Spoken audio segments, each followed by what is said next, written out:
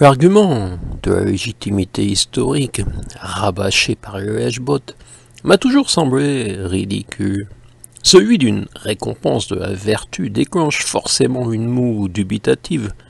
Vous avez déjà vu fonctionner dans la sphère politique la balance d'une justice humaine?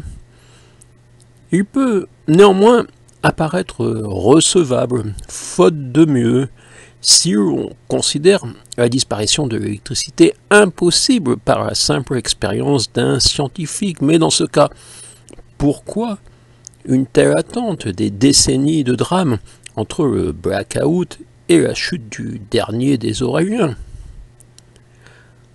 Aucune vocation ni ambition à diriger le pays ne m'a jamais traversé l'esprit. J'étais un littéraire, si ce terme conserve un sens quand toute la littérature reste inaccessible. J'étais là à l'instant crucial, les événements m'ont porté et j'ai fait ce que je devais faire, tout simplement. Le reste, nous manquons d'éléments pour conclure. À la lecture de ce témoignage, chacun tranchera en son âme et conscience. Mais naturellement, publiquement, un homme d'État masque ses doutes, écarte les polémiques, sourit des bassesses sans réelles conséquences, mais doit parfois sévir. Ici comme ailleurs, maintenant comme avant. Ma succession s'installe, s'habitue.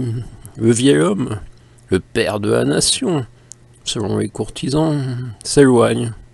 Non, non, non, chère héritière, méfiez-vous des tentations, rejetez toute idée de confiscation du pouvoir par une nouvelle dynastie. La France peut redémarrer dans cette nouvelle donne. Plus personne n'espère le miracle d'une réapparition de l'électricité. D'après les analyses les plus crédibles, nous vivons un peu comme en 1800. Même au niveau de l'espérance de vie, sur une planète certes dévastée, un chaudron, mais un territoire fertile. Cultiver des ananas, des mangues et des bananes releva longtemps du domaine de l'humour des lanceurs d'alerte du réchauffement climatique. Chers ancêtres, si vous saviez. 1000 ans d'opposition, de lutte s'achèvent. Les racines de ce dernier duel contre le despote décidé à enfin exterminer totalement notre famille furent un sujet d'étude durant 10 siècles, même si de nombreux épisodes figuraient au rayon des hypothèses sans preuve, donc classées en consultation nocive. Tout a débuté dans cette région à laquelle nous sommes restés fidèles, alors connue sous l'appellation de Quercy, zone de Cahors, département du Lot.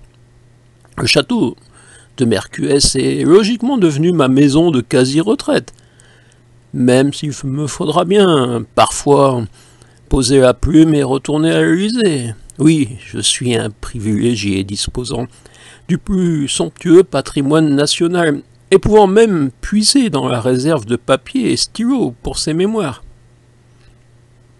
Cette improbable, impensable victoire a nécessité une sorte de trahison des miens, de notre devise, fuir si nécessaire, ne jamais verser le sang. 1000 ans sans appliquer la loi du talion à laquelle nous encourageaient nos amis. C'est peut-être la principale raison de cette réussite. Les barrières de sécurité franchies, malgré ma véritable identité démasquée, notre empereur s'amusait de ma naïveté, de ma prétention à dialoguer.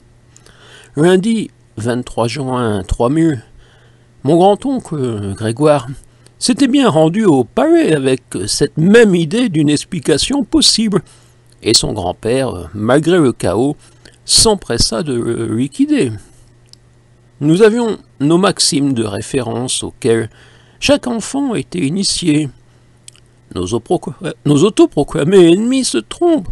Nous pouvons œuvrer ensemble pour le bien du pays dans le respect de nos différences.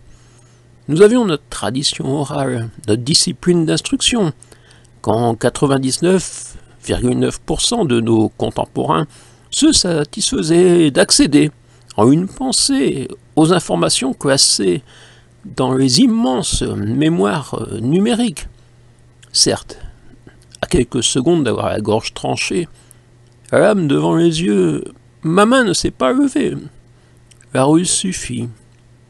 Mais quand même, je ne suis pas fier. Même si je devais le faire, c'était lui ou nous. Et pour le pays, l'aggravation du totalitarisme sanguinaire ou la tentative harmonieuse. Les derniers humains avec des souvenirs du monde d'avant s'éteignent. Leurs propos relèvent désormais de l'anecdotique, tant le vieillissement se traduit le plus souvent par une immense confusion où des anecdotes d'enfance accaparent l'attention sans capacité de hiérarchiser la portée des événements. Cette sénilité me guette. La vieillesse redevient un naufrage. Il existait des médicaments, des traitements contre l'Alzheimer, le cancer, les migraines, les œdèmes, l'hypertension, les ulcères, le moindre bobo. Tout est à redécouvrir. Il existait même des correcteurs d'orthographe pour automatiquement rectifier quand tu écrivais « Alzheimer ». Durant 3 décennies, j'ai essayé de comprendre, recueillir le maximum de données fiables. Mon déguisement en descendant d'un éminent journaliste inféodé, pléonasme dirais-je dans cette époque soumise, m'ayant permis de recréer et présider l'Académie française. Tous nous avons raconté, mais pour la nouvelle génération, l'électricité relève d'une légende. Comment expliquer un tel phénomène aux adolescents sans expérience de ses effets magiques? C'est de la comédie fantastique. Les innombrables vestiges témoignent certes de quelque chose d'autre. Mais comment un gamin pourrait concevoir qu'un tas de ferraille volait comme un oiseau, avec des milliers de passagers dans sa carcasse? Un conte à dormir debout. Je suis un vieillard respecté, vénéré parfois, pour être parvenu à libérer le pays de l'oppression des Aureliens. Mes premières mesures, ma volonté de redonner un sens à la démocratie représentative, sont appréciées, mais déjà, des voix s'élèvent pour réclamer plus de liberté, plus de progrès, et le droit à la propriété individuelle, la notion de droit d'utiliser ne convenant pas aux ambitieux désireux d'amasser. Il faudrait un capital pour investir, lancer des projets d'envergure. Des groupuscules se forment, fomentent un coup d'État pour déloger les privilégiés. Une police s'est réorganisée à l'ancienne avec des indicateurs, des baffes dans la tronche aux suspects silencieux. Les difficultés d'un tel procédé rudimentaire. Je ne vais quand même pas regretter le temps où il suffisait d'un code pour accéder à l'ensemble des actes, paroles et choses vues d'un individu depuis l'âge de 7 ans. Croire en leurs ampoules, sœurs du soleil, croire en leur miraculeuse lumière, c'est croire au Père Noël.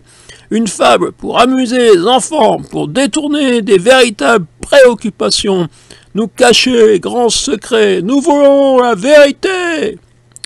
Déclamait récemment, juché sur une estrade, un imberbe chevelu candidat à la fonction de député, sous les acclamations d'une centaine de convaincus.